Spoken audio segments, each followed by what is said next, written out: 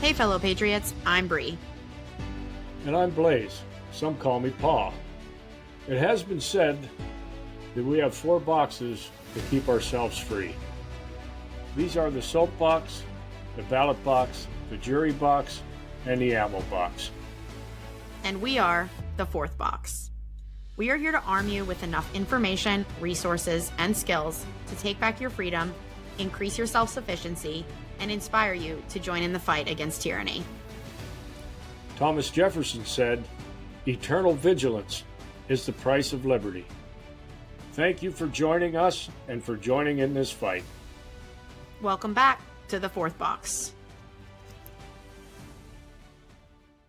Hey everyone, welcome back to the show. Tonight I am thrilled to introduce a guest who has made a major impact in the world of American history and constitutional scholarship.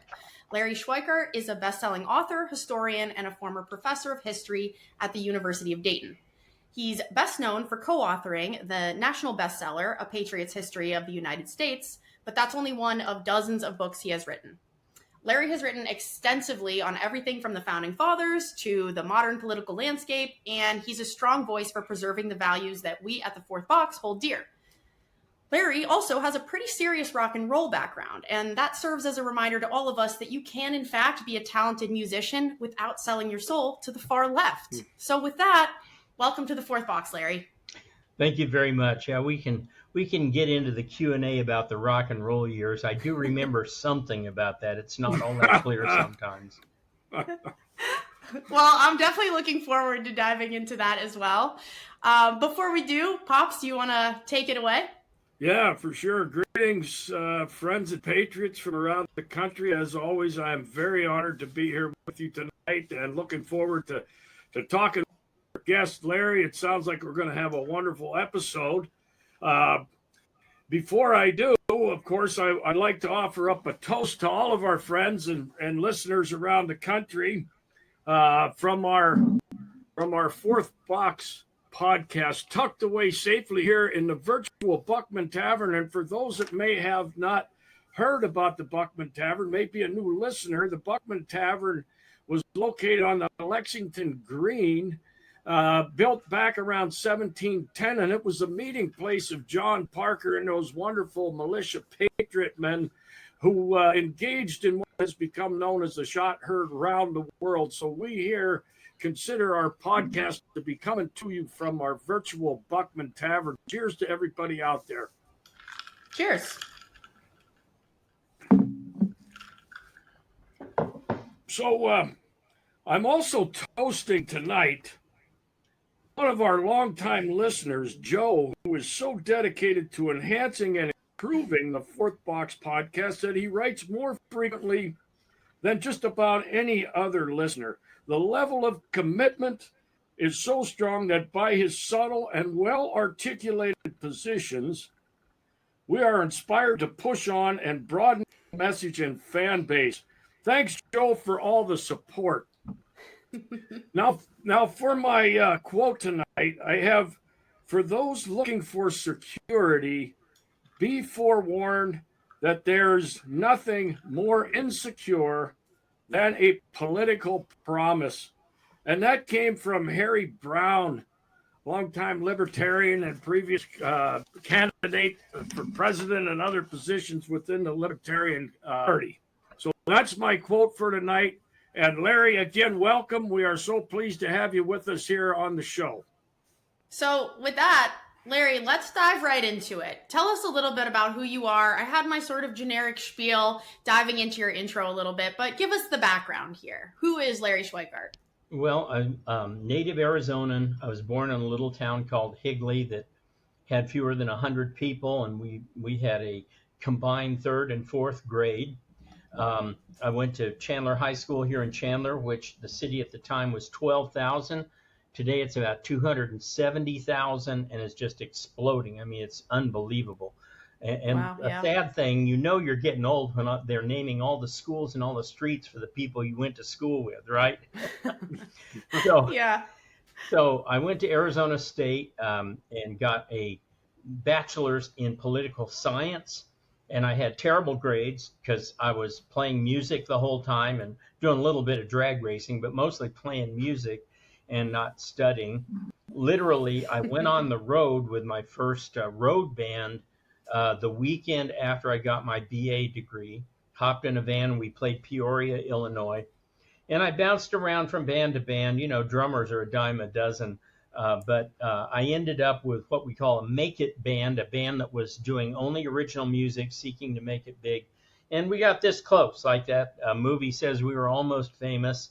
We were opening for the James Gang, Savoy Brown. The Who sat through our set at the Troubadour.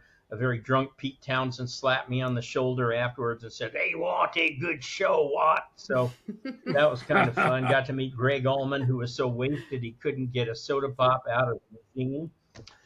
So I came back to Arizona when a band broke up, and I was looking for daytime work that I could do and still play at night. And I thought teaching would be easy, and I had a degree in political science. Say I could teach, right? And they said, "Well, no, you can't. To get a certificate, you need a course in U.S. history." Here, I had graduated from a major American university with a degree in political science and never had a U.S. history course. So I went back to school, and I had just an incredible teacher in a summer school class of only 6 weeks. And at the end of that 6-week period, very conservative Jewish guy, and at the end of that 6 weeks, I go, "I want to be like him." And I said, "What do I have to do to become you?" He said, "Well, your grades are pretty bad." And I go, "Yeah, they are." But he got me in on a probational status, and it was just all up from there. I'd written a book before I even graduated with my master's degree. I wrote 2 books before I even graduated with my PhD.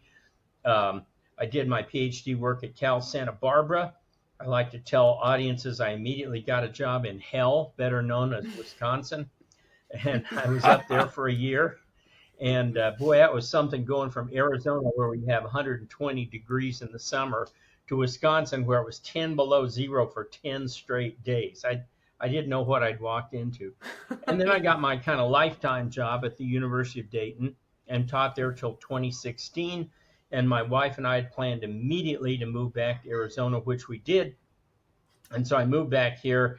And in the interim, I had begun, in addition to writing some books that have had some pretty good success, I've had 2 top 10 books, a #1, and I really should have had a third one. They kind of cheated me out of that one because of the New York Times, the way they did things. But I should have had a third #1. But anyway, I ended up doing a lot of political analysis for an old friend named Steve Bannon.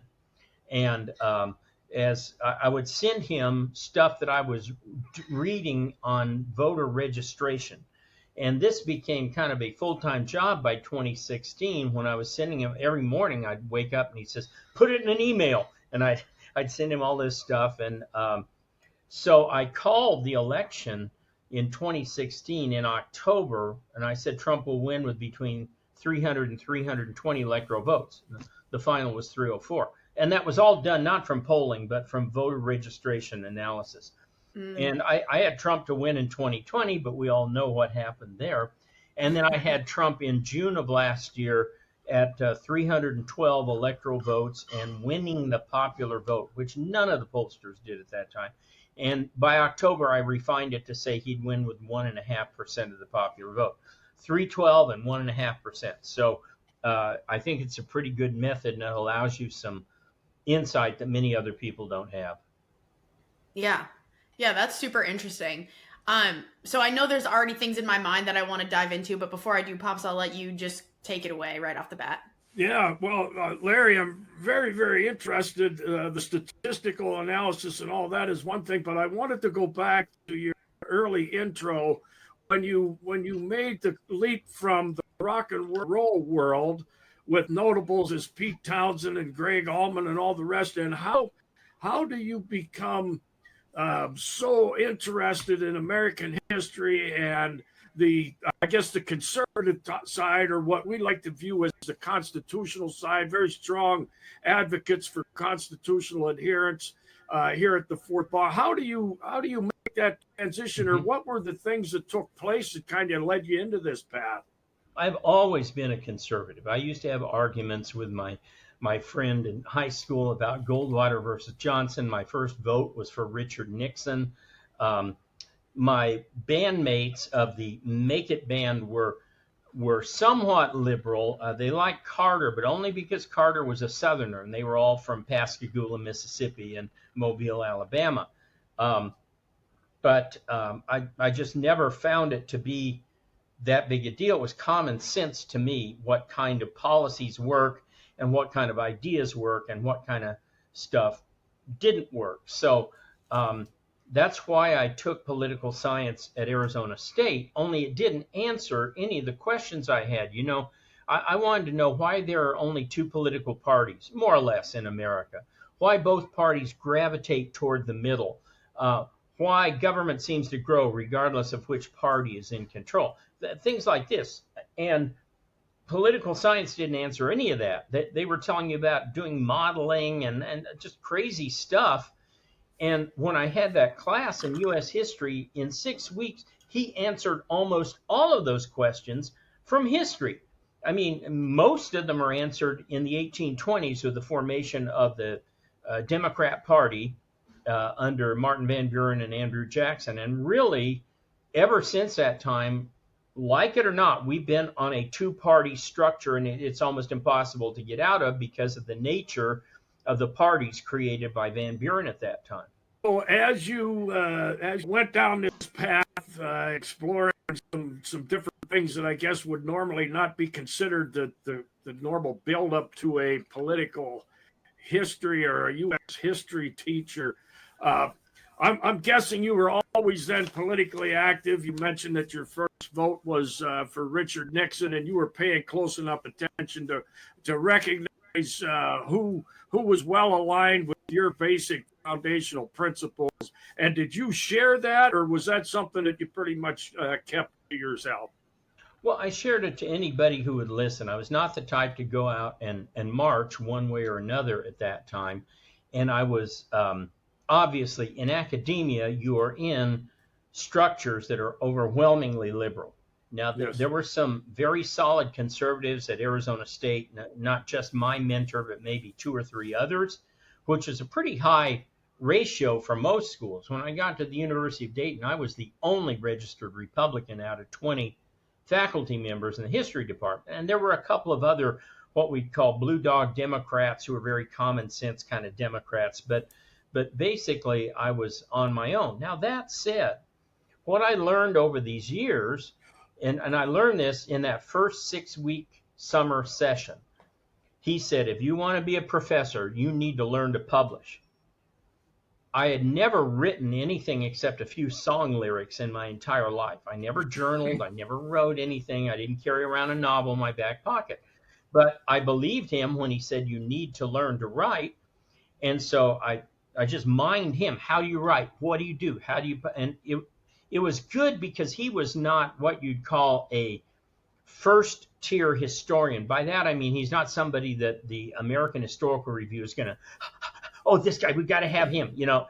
But he was a superb scholar. And so I learned how to write.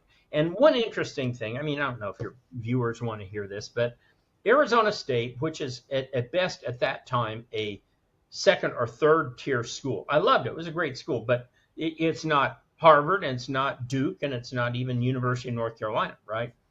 But because of our weather, we got absolutely fantastic professors who would come in for a one-semester shot to get out of the Midwestern weather. And I had my Civil War history with the famous Douglas scholar, Robert Johansen, wrote the biography of Stephen Douglas.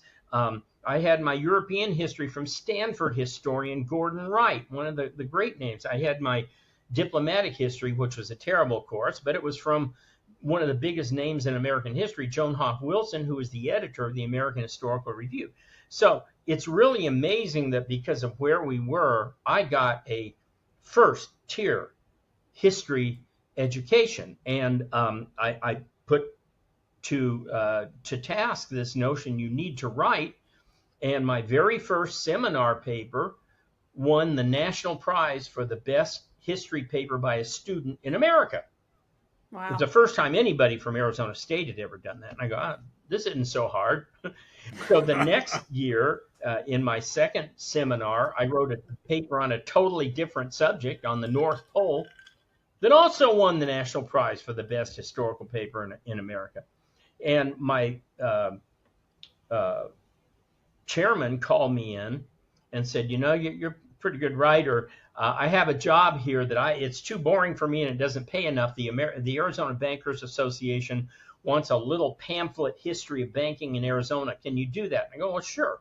So I started researching it like it would be a full blown book. And I ended up with one chapter, and I took it to these guys and go, hey, guys, I've only got one chapter done, but you need 9 of these, and you need to pay me to write them. And they looked at it and they go, you're right. So they hired me to write a book that became my first book, History of Banking in Arizona. Real sexy title, right? It still stands to this day. Nobody else has ever done a history of banking in Arizona. I did it. So I kind of moved into, of all things, business and economic history. I've never had an economics class in my life, never had a business class in my life. I had one at Arizona State. I can't remember what they said. And then I've never had a finance or banking class in my life. Yet here I am, and so my dissertation became a history of banking in the American South from the age of Jackson to Reconstruction. And that kind of became the standard go-to work for anybody looking at banking and finance. So very quickly, I ended up being a financial historian who didn't know all that much about finance. But, like the Bible says, you fake it till you make it. I kind of faked my way through until I became that guy. Yeah. Okay, so all of this is kind of leading us to the first question that I did want to get to, and I feel like it's a pretty good segue into that right now. So you've written several books, of course, and most of them, it sounds like, were all based in history. Mm-hmm. Now, obviously, the big one that people know is the Patriot's history book. Right. And you've written several under that title, the first being A Patriot's History of the United That States. would be this one. Voila, there it is. And you've gone on to write several more books with similar titles covering different subject matter. A Patriot's History of the Modern World, Volumes 1 and 2. And the newest, I believe, is Patriot's History of Globalism. Yes. It sounds like I think there's even one more coming down the pike. So correct me if I'm wrong. Yeah, I have one more that's probably going to be my last book. I've said that before, but it's America in the 21st Century. We could not get Sentinel to do a 20th anniversary update for Patriot's History of the United States. So I said, well, I'll just write a history of the 20th century so far for the United States, and that'll be out in February of next year. Okay, awesome. So we'll definitely keep that on our radar. But my question about all of these books that you've written, can you go into the details of what prompted you to write these books specifically? A lot of us know that history and the way that we read about history in history books, or you learn about them in history classes, is skewed or biased. But I think there are still many people who haven't really considered that as being the case.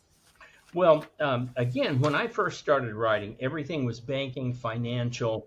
I did, 40 or 50 articles on banking in Tennessee, banking in Alabama.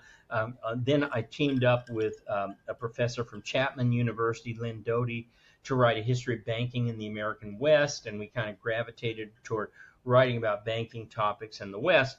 But after I got tenure, I go, wait a minute, I can write about anything I want now. I don't have to write about what they hired me to write for.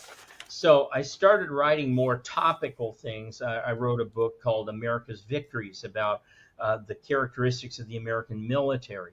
I wrote a book called 48 Liberal Lies, where I looked at all of the different college textbooks, 20 of them, and what they had to say about all these various topics, from the Rosenbergs weren't spies to the transcontinental railroads would never have been built without government help, things like that.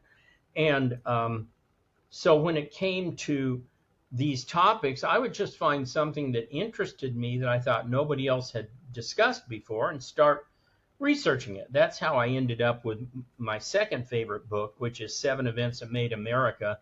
And I just looked at 7 different topics that you hardly find even mentioned in a history book but I think they were critically important to how America developed.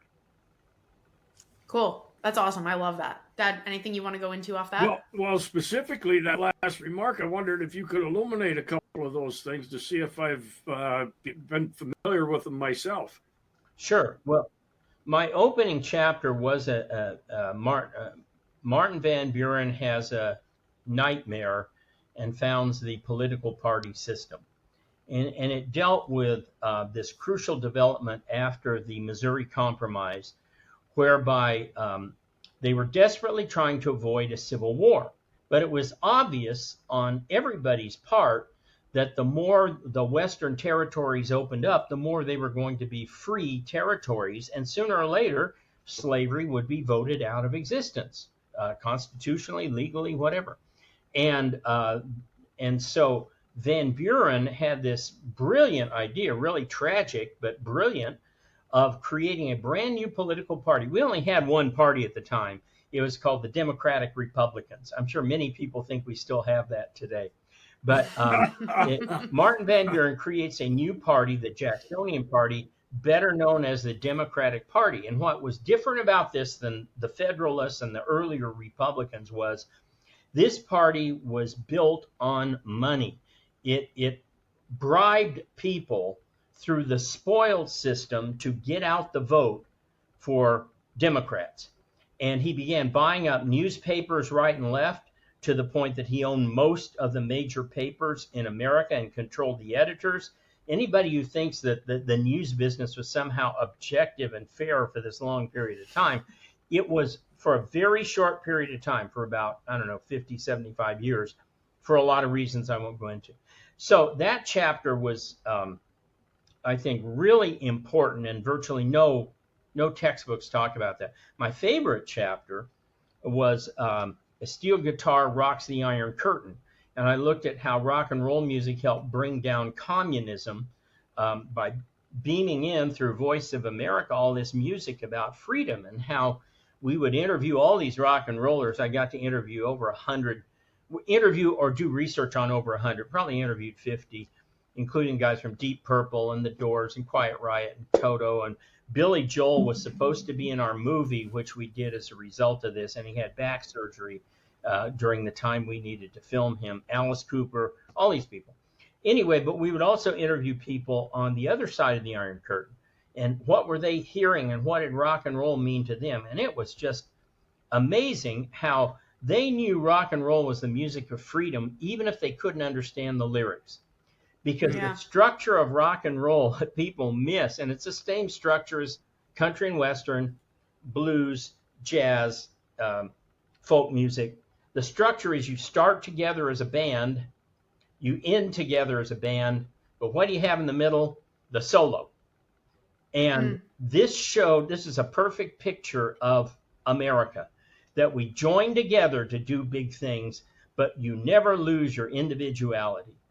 And we had some great stories in that chapter that we later, as I said, turned into a movie called Rockin' the Wall, came out in 2010, and we actually got this on PBS of all places.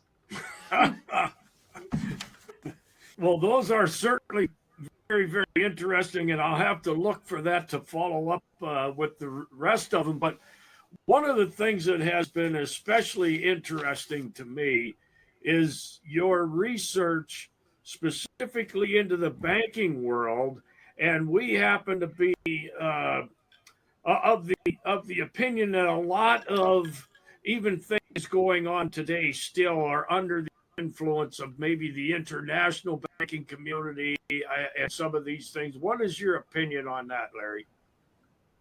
Well, it's funny. Everybody blames Franklin or Woodrow Wilson for the Federal Reserve. Wilson didn't have anything to do with the Federal Reserve. It was handed to him to sign in 1913. He just came into office, and the Federal Reserve was not a conspiracy on Jekyll Island. It was a result of more than 20 years of constant hard work by, of all people, small country bankers, because they were tired of these frequent panics when they'd either be put out of business or they would lack enough cash, because the cash was all controlled by some of the bigger banks on the coast. And so they wanted a system that would provide a lender of last resort, that would provide available cash in times of crisis, and above all, take the power out of New York, which is kind of ironic, because the Federal Reserve System that they basically created through 20 years of work by the American Bankers Association resulted in these 12 Federal Reserve banks. They were all supposed to be equal, but they aren't, because New York still basically controls the system. Now, that said, control of the money has long since vanished into the hands of some 3,000 or 4,000 banks around the world, from China to Madagascar to Zimbabwe to Nairobi, wherever. And banks create money. That's their function. That's how they make money, is they create money and make loans. And so the Fed really anymore has very little control over inflation or interest rates or any of that stuff, because most of the money is being generated through loans from banks abroad in Paris and London and Moscow and Shanghai and other places. And I would have to guess then that as a result of international banking influence, then policy is certainly affected. Well, insofar as you're trying to guess what the other guys are doing, remember, these guys are all competitors. They're not pals. Certainly the Chi-Coms are not pals. Certainly, I think today the Europeans are not our friends.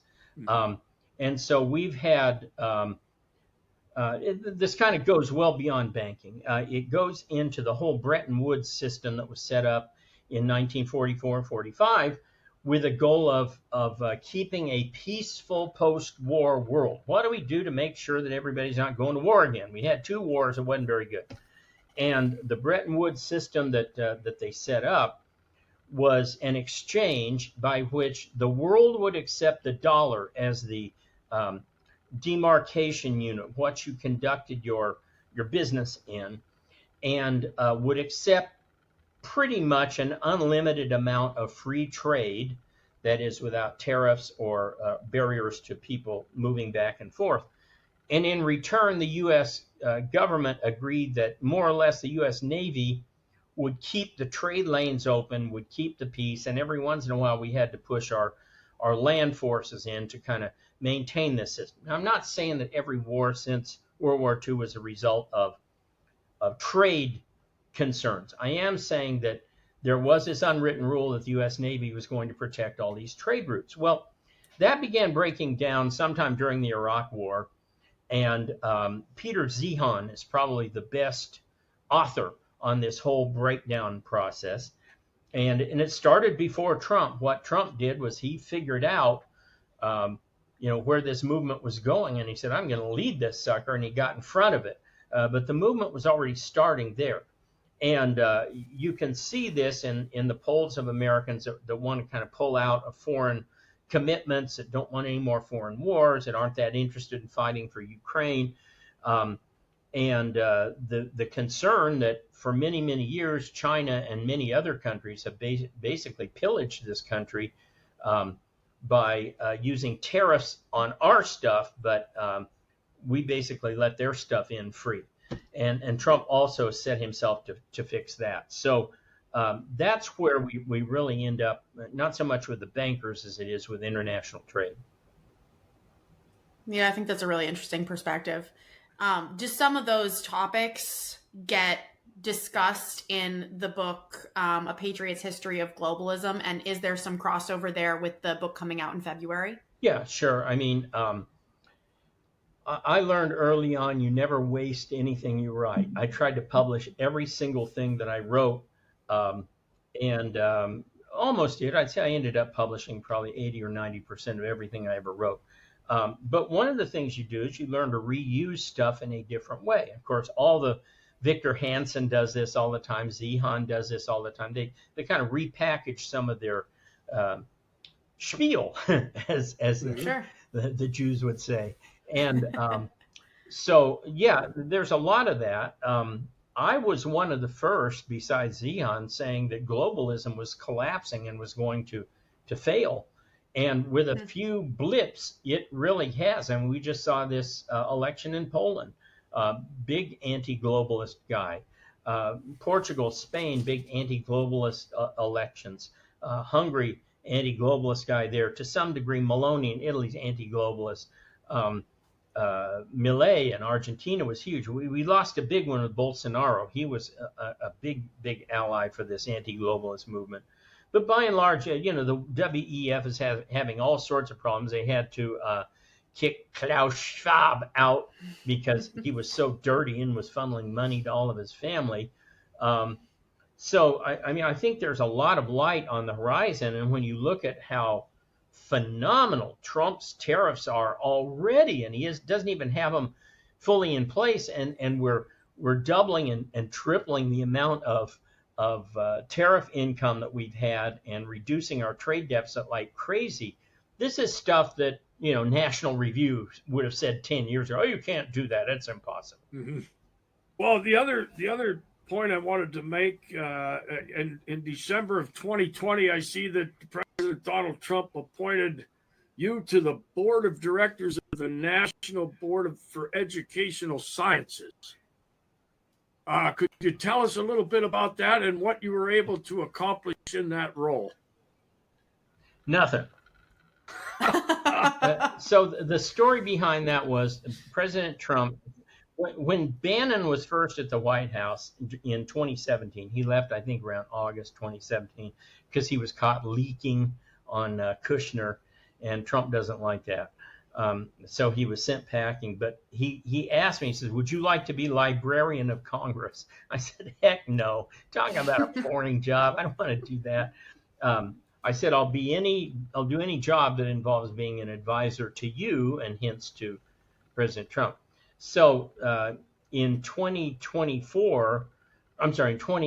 on his way kind of out the door, it was, I think after the election, I got an email from the White House saying, we want to appoint you to the 1776 committee, which was quite an honor so long as Trump was still there, because that was a committee that was going to be involved in trying to send out, this is what schools should be teaching, this is the stuff that will make great patriots, so on. Well, I wasn't on that committee, but about 2 weeks before I get another email, we're going to need to move you off this committee. And I quickly figured out they had somebody with a bigger name, more clout. I think it was Ned Ryan. And they put me in his spot on that committee. And so as kind of a sop, they gave me the Committee on Educational Statistics, I think is what it was called. Only we never met. I got one email from everybody asking for times, et cetera. And then, of course, Biden, or as I call him in my list of nicknames, Rutabaga. As Rutabaga came in and got elected, he fired all of us. So we never even met. Huh. Interesting. Yeah. Well, I was just going to say, let's go back to the conversation before that question, even though it was interesting to hear about. Going into some of these topics, some of these books, looking at the way that, you've kind of rewritten some of these historical subjects, and you've approached them in new ways and kind of shed new light on them. Do you think that we, as a liberty-minded community, can have enough of an impact going forward for allowing the truth to live on? I know you're still adding new chapters all the time to the original Patriot's History of the United States. I know you do a YouTube video about this. Of course, you're coming out with new books still. So obviously you're taking a proactive approach in writing about the present. But do you think that all of us who are involved in this movement can make a big enough impact so that a few generations down the line, when they look back at this era, it's not going to be so confusing to figure out what was truth and what was a lie? Well, history is always confusing. And one of the things about history is we're always learning new things. I'm not one of those people that goes, oh, well, it's set and this is the way you got to believe it. I mean, I believe personally that Lee Harvey Oswald was the lone assassin. He may have had some support from the CIA, but we've got forensic evidence of 3 bullets, 3 gunshots on the dictaphone there from the trooper's motorcycle, gun fired 3 times. So that's called forensic evidence from CSI and Gil Grissom, if you remember that show. But if you can show me new forensic evidence, I'll gladly change my mind. I think he probably had help, but so far we don't have, no pun intended, the smoking gun. It's interesting with something like Custer's Last Stand. Growing up, I used to read all these books on Custer and the Last Stand. And there have been many movies where there's a little group of soldiers in a circle and they're all fighting the Indians who are riding around on horses, and it didn't happen that way at all. And we know it didn't now because in the 80s, an archaeologist went through the area after a big fire went through there and exposed a lot of new topsoil, a lot of new dirt. And he took a little army of graduate students with metal detectors, and they gridded off the entire battlefield and made a map of where every single cartridge landed. Now, obviously, some people had already gone through as scavengers and gotten, but you could tell a story by the incredible amount of stuff that was left. And there's two stories that come out. One is the Indians were better armed than the cavalry. We found a lot of repeating rifle cartridges there that were being used by the Indians. And the other story is the cavalry were so overwhelmed and surprised that they never even formed a line, let alone a circle. That Fox and his students found that there was a trail of cartridges going all the way back down the opposite side of the gully, meaning they were shooting over their shoulder as they were running from the Indians. So we constantly are learning new stuff. That said, yeah, we're going to have a good historical record of what's happened. I mean, I think one of the things, even though they aren't doing a whole lot of anything, but one of the things that Congress is doing is it is slowly turning out a historical record on everything from the China virus vaccine to what the FBI was doing to the treason within the government itself. I mean, there's a fantastic record there. And just the other day, we learned there was a whole treasure trove of FBI documents that even Robert Mueller, good old Mulehead, didn't know about. Okay, Yes. Because they were categorized and classified in different ways, so they weren't coming up on searches. So we are going to have a good historical record. Now, who accepts it and who doesn't? That's sort of up to them, but we are seeing a shift of titanic proportions toward homeschooling and toward private education, where they are not accepting government mantras or government, kind of curricula. And this is only going to continue. In many ways, as bad as it was, the China virus was a blessing because it exposed so much. And I say this now with increasing frequency. We're pretty lucky that Trump did not win in 2020. He would not have been nearly as effective. He wouldn't have been nearly as set and determined in what he wants to do. And he would have still been more or less enthralled to the same people that kind of screwed up much of not everything, obviously, but a lot of his first administration. Those people are gone. He's got an army of warriors in there now, and they are kicking butt. Yeah, I think we completely agree with that sentiment. We've shared a similar feeling on here a few times that really the 2020 loss, whatever we want to call that, needed to happen for what's happening now to happen. So I very much think agree about with that. this, okay? Because he's been in the news a lot lately because of the Ukraine war. Mike Pence is all over the place. Now, I think it's a little misunderstanding as to what people really thought he was going to do. He didn't do it, but what they really thought he was going to do was not overturn the election. It was too late for that. What people hoped he would do was to entertain objections from the floor that would have sent each house back to its own deliberations, and the House would have come back in 30 seconds and said, no, there's nothing wrong, elect Biden. But the feeling was that if he had sent everything back to the Senate, there would have been 2 or 3 hours of deliberation about the fraud. And I think that's what a lot of people wanted to really have happen. It's probably too late to overturn the election, but if we could just get this out there, that's a start. Well, of course, Pence didn't do that. Think of what would have happened if he had. If he had sent that back, okay, they deliberate for 2 hours. They say, yeah, we think there's some fraud there, but nothing changes. Biden's still elected, but Pence would have been held up as some sort of hero in the MAGA movement because he stood up and he sent, and he would have been poisoning things for several more years, right? Yeah. His influence still we never would have learned who he really was. So the fact that he did not do the constitutional right thing was probably, again, a blessing in disguise. Mm-hmm. Yeah. Yeah. I think that's a super interesting viewpoint. Pops? Yeah, I want to go back a ways.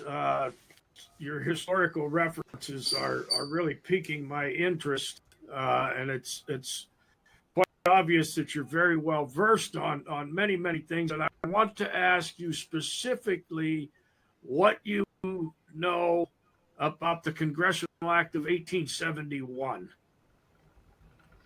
Is this the Incorporation Act that I keep hearing about?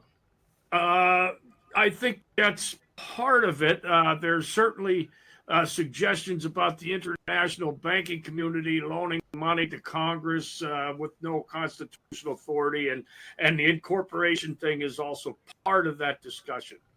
What is your background on that? Most historians I know, and especially the ones I trust, don't think there's anything to that. It's one of these quirks that it never, to my mind, influenced a single president. Hayes, Grant would have still been president then, Hayes, Arthur, even Cleveland, who I greatly admire. I don't see that it had any impact on anything at all. To me, the real story, you can get carried away blaming the bankers and this, that, and the other, but one of the real true acts of American heroism was in the 1890s when a Republican senator, John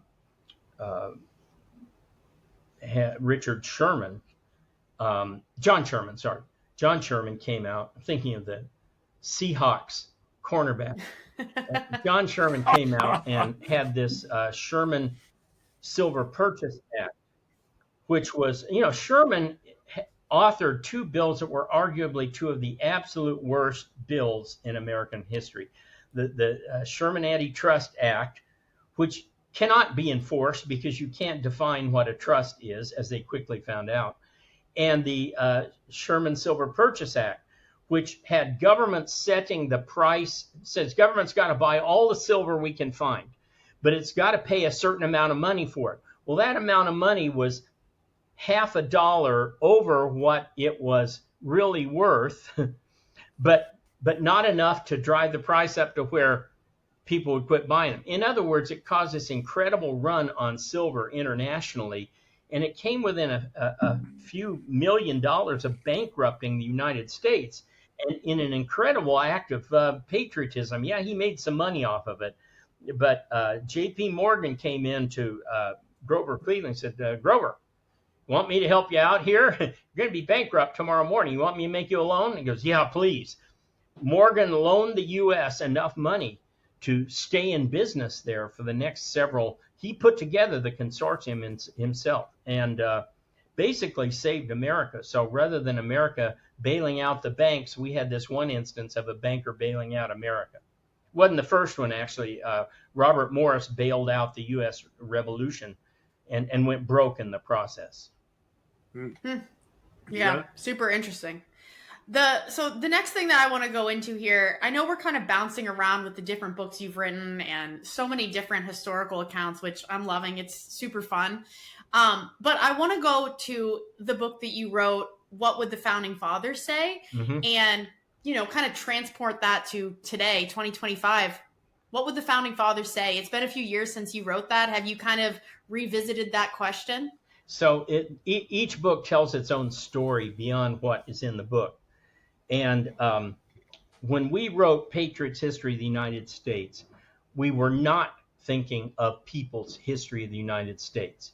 We were looking to write a textbook that Mike Allen and I could teach our classes from because we couldn't stand what was out there anymore. And we didn't think we would sell it to a publisher. We thought we were going to sell it from the back of a van like plastic straws in California, and buddy, plastic straws, Patriot's history of the United States. But we got a publisher, and it wasn't until 6 years later, when I was on the Glenn Beck show, that it caught fire and became a New York Times #1 bestseller. The story behind Founders is kind of the opposite. I wanted to write a Patriot's history of the modern world. I wanted to write a world history because one of the 2 or 3 most influential books in my entire life was Paul Johnson's Modern Times. It's an amazing book, history of the world from the 20s to the 90s. He's just an incredible author. He skates from African dictators to high society in England in 1 or 2 paragraphs. It's really amazing. So I wanted to do that, but it was a big book, and it was a big risk. Americans don't buy European-related or world-related topics the way they buy American history books.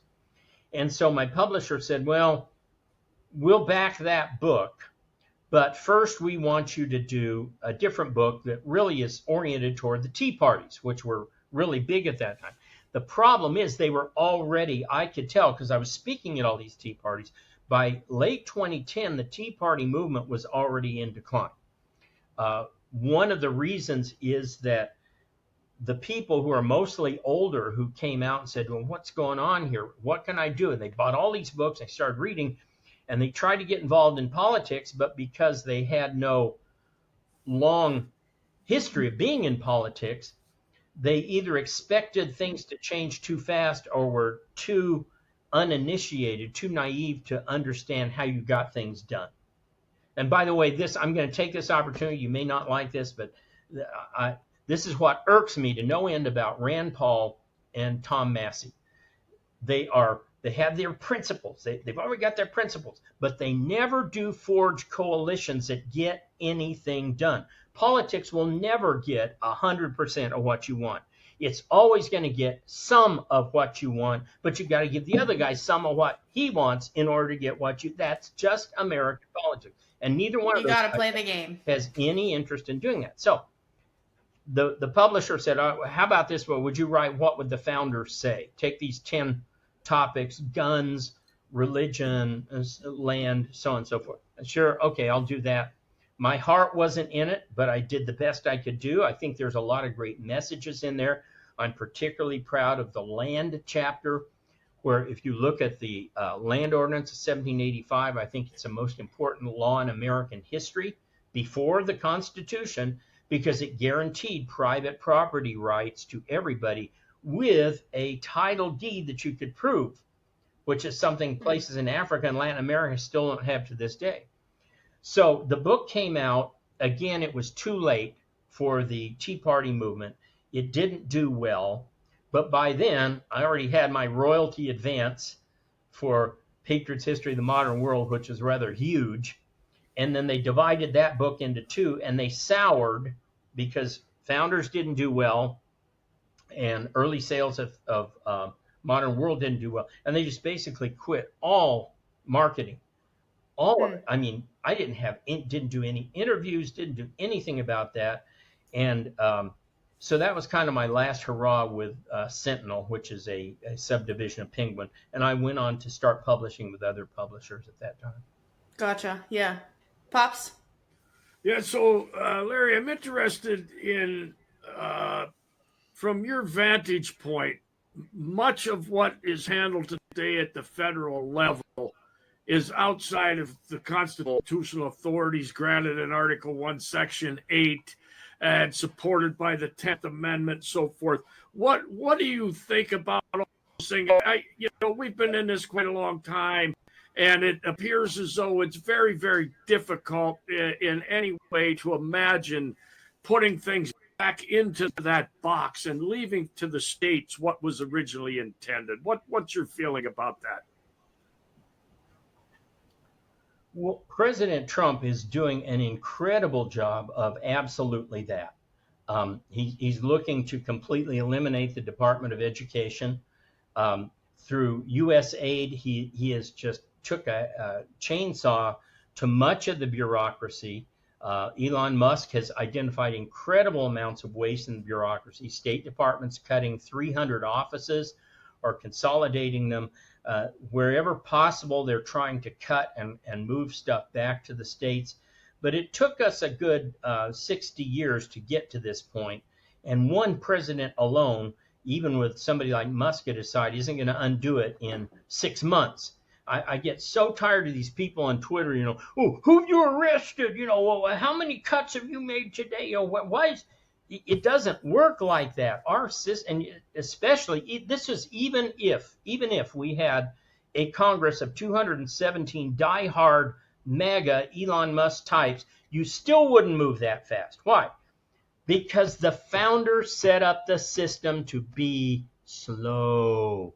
They set up the entire constitutional structure with checks and balances, the different times that people are elected, the different terms they serve, so that you do not get radical change. And the only real exception we had to that was the Great Depression, when people were so terrified and so concerned about surviving that they were willingly put so much power in the hands of Franklin Roosevelt and his Congress.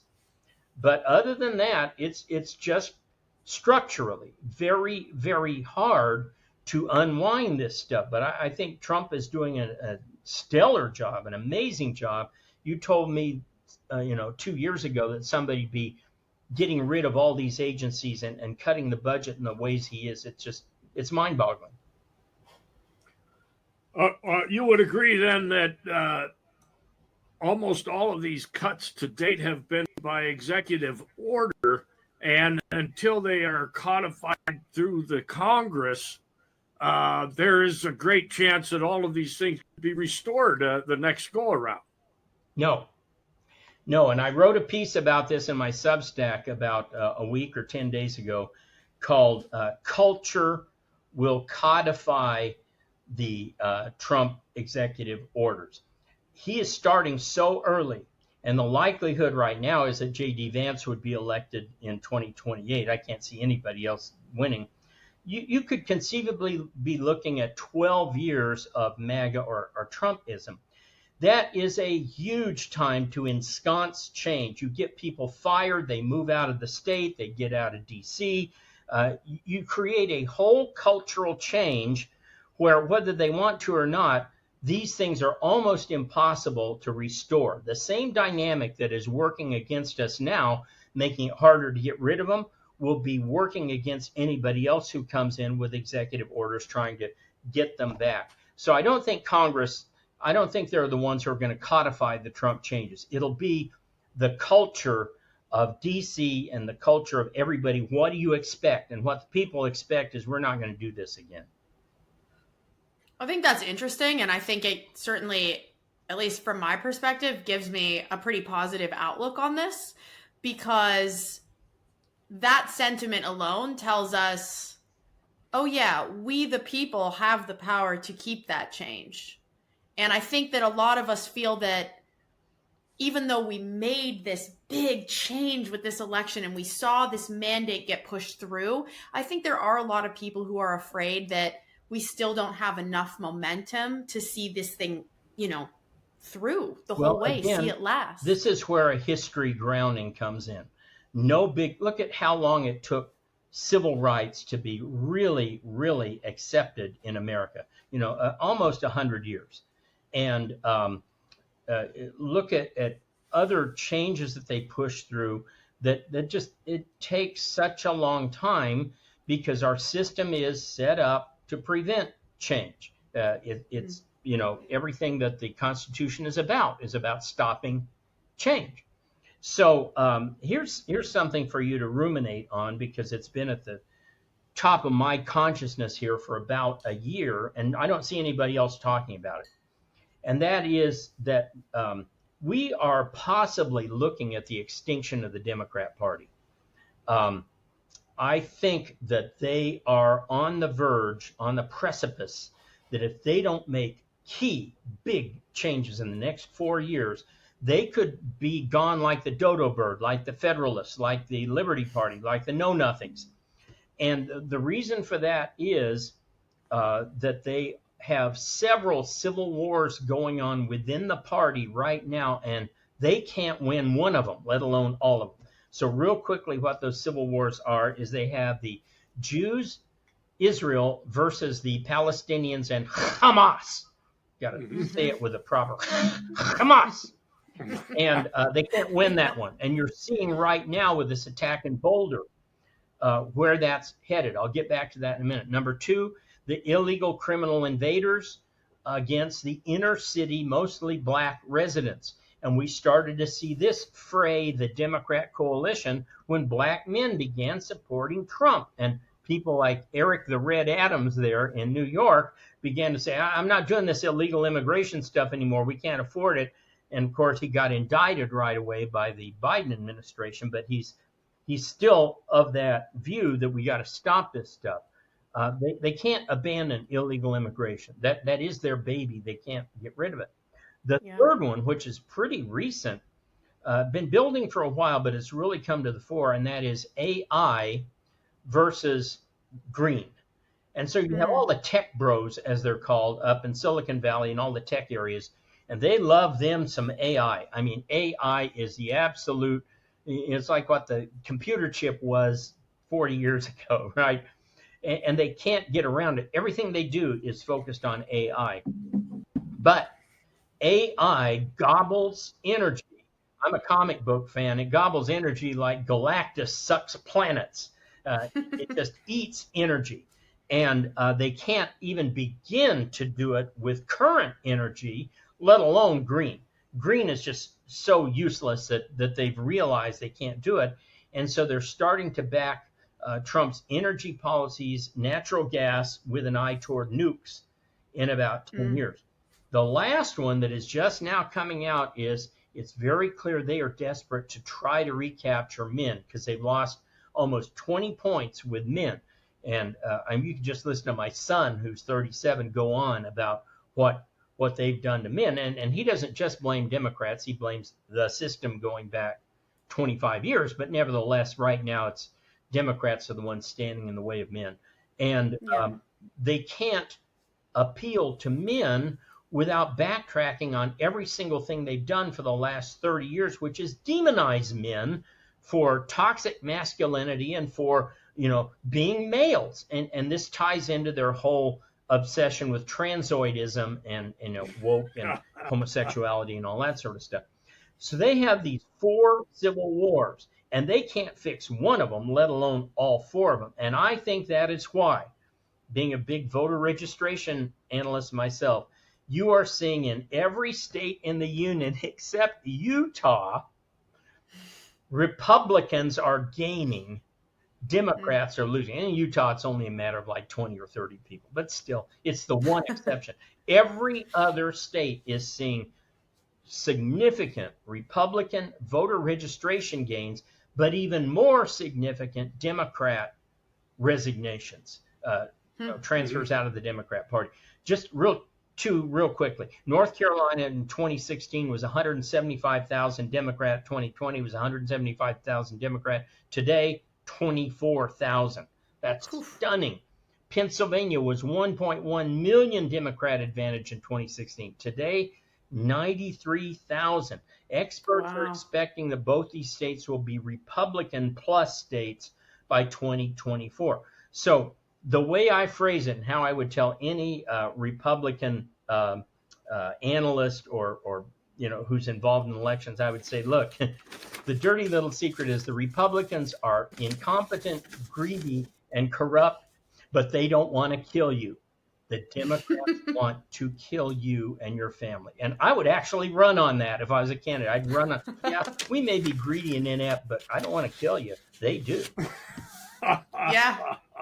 Yeah, I fully support that. And to be honest, for me, we've had a lot of good conversations tonight, but that whole bit was the most interesting to me because it's a completely new viewpoint on this.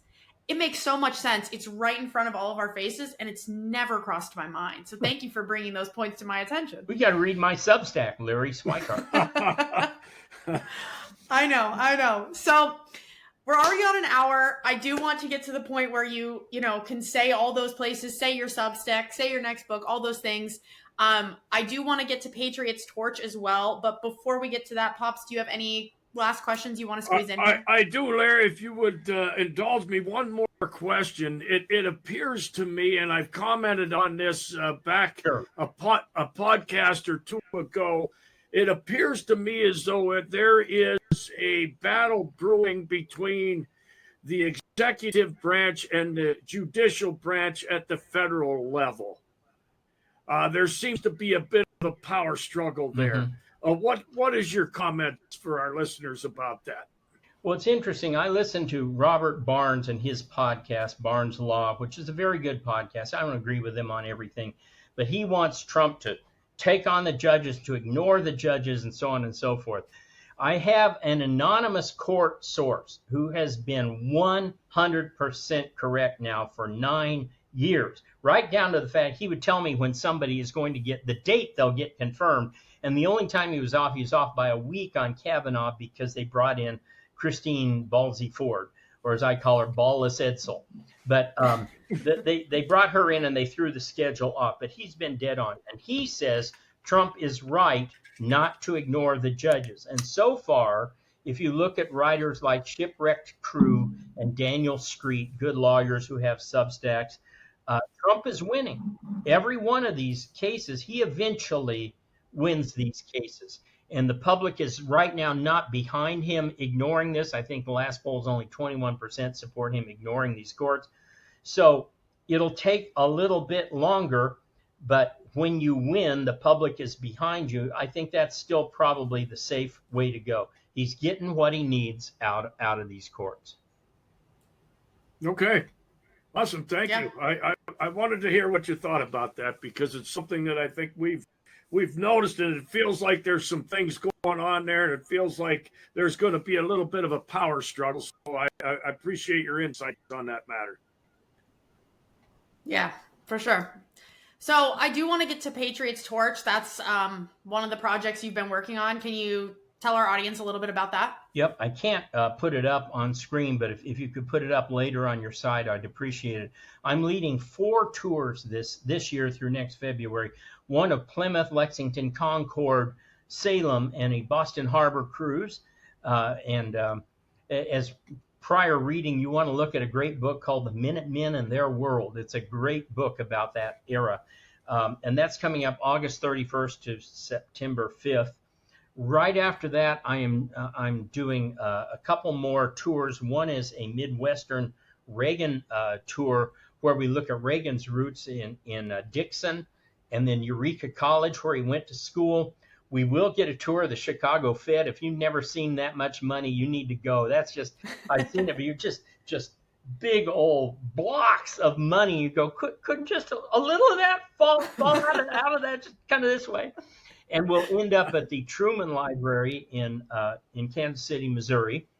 And then we're going to do the Warriors tour, which goes to Miramar and Naval Base and San Diego. And we're going to get a demonstration of the Blue Angels. And I will be leading a harbor tour where I'll give a talk during a harbor cruise.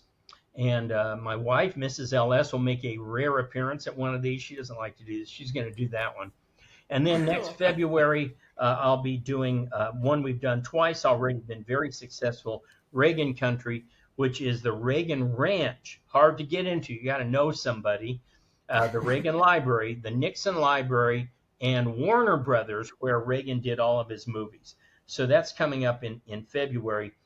Go to the link that you see posted up here on your site, and you can get all sorts of information, or you can email me at larry@wildworldofhistory.com. larry@wildworldofhistory.com. That's my home site, is Wild World of History. If you're a homeschooler or you have a curriculum, you want to do a high school curriculum, we have a high school curriculum that tracks perfectly to Patriot's history of the United States, and I teach every lesson in video. It's just the kids and the parents just love it, so check it out. My other site is the Wild World of Politics. If you want more politics and less history, go over there. I post today's news, a 20-minute video, a recap of the news with a lot of snarkiness. I post that 3 days a week. My Substack is Larry Schweikart, and I can recommend you to some of these other writers that I mentioned here at this time, and podcasts are some very good ones. And I still have 3 homeschool conventions I'll be going to. Austin Great Homeschool Convention in July, Arizona Great Homeschool Convention in July, and coming up next week, the California Homeschool Convention in Ontario, California. And I'll be doing a speech out there for the Palm Springs East Valley Republican Club before that event. And that last time I did that speech there, it was huge. We had like 150 people out there. So check my website for all of those details.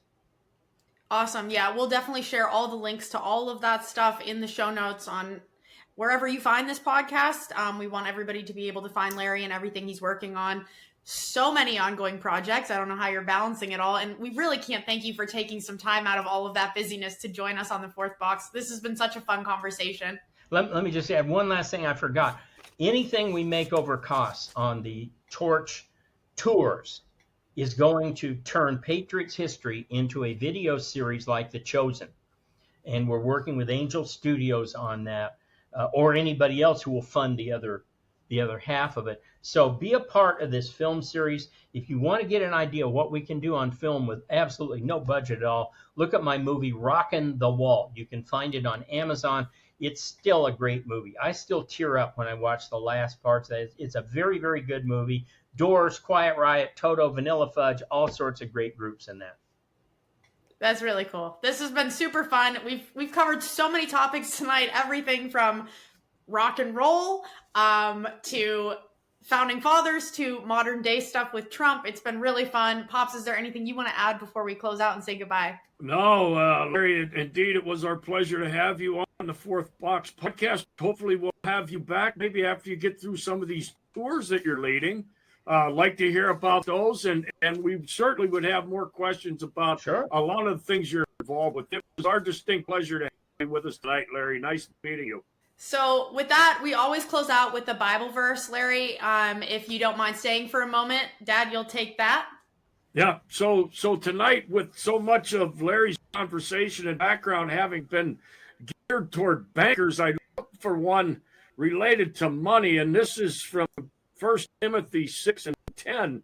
For the love of money is a root of all kinds of evil. Some people eager for money have wandered from the faith and pierced themselves with many griefs. So I hope that tied in a little bit, Larry, to some of your research and history that you've gathered on the banking communities. That's a good one. And my favorite is 2 Timothy 1:7. God has not given us a spirit of fear, timidity, or weakness, but of power and of love and of a sound mind. I say go get them. My favorite history battle scene ever is in Gettysburg, where Jeff Daniels, on the second day there at Little Round Top, out of bullets, the Confederates are coming up. He says, bayonets, and they charge, they attack. And that's what we need to be doing. Amen. Yeah. Amen. That was a perfect way to close us out. Oh, Pops, I cut you off. What did you want to end with there? Just thanks for that, and thanks for a great evening, Larry. Nice meeting you. Thank you, guys. Bye. All right, everybody. So honestly, Larry ended it better than we ever could have. I think this is the first time that we've ever had someone respond to your Bible verse with their own Bible verse. So I got to give him kudos to that. He knows all of his history, including that from the Bible. So that was super insightful. I really enjoyed the conversation. Anything you want to add before we close it out? No, it was a great find for us to have Larry on the show tonight. It was certainly our pleasure. I hope a lot of folks will share this podcast because he is involved with a lot of things at different places around the country that could really endear you to this patriot movement and this liberty, individual freedom and liberty that we're all standing for. And he is certainly a great advocate for us, having been appointed by Trump, having been a support unit for Steve Bannon, who was certainly in the Trump camp during the early years and still. So very well-connected individual and a great find for the Fourth Box podcast. Yeah, it was awesome. I think he covered so many different topics that I think could be really interesting to different people. And he only barely skimmed the surface of what he's gone into in great length in all of these different books. And to your point, one thing we've talked about so many times on this show is finding a community, networking with like-minded people, and joining in on these tours, I think is such a great way to do that, because you're going to show up there and everyone that is going to be there probably thinks exactly like you do, which is really, really great. Plus you get to meet Larry and hang out with him, and he was a really fun guy. So He was. Yep. Definitely check out the show notes. You guys know where to find all of that. Whether you're listening on Spotify, Apple, Rumble, YouTube, doesn't matter. Everything will be below. If you don't mind, please like this video or review and rate the podcast. It really does help us out a lot. Next week, 6 p.m., Thursday night, stay vigilant. Thank you so much for listening. We really do appreciate all the support and love getting to share this message with anyone who wants or needs it. The best way for you to help us do that is to like, follow, subscribe, add a rating, and share with everyone you know. We'll see you next Thursday at 6 p.m. Stay vigilant.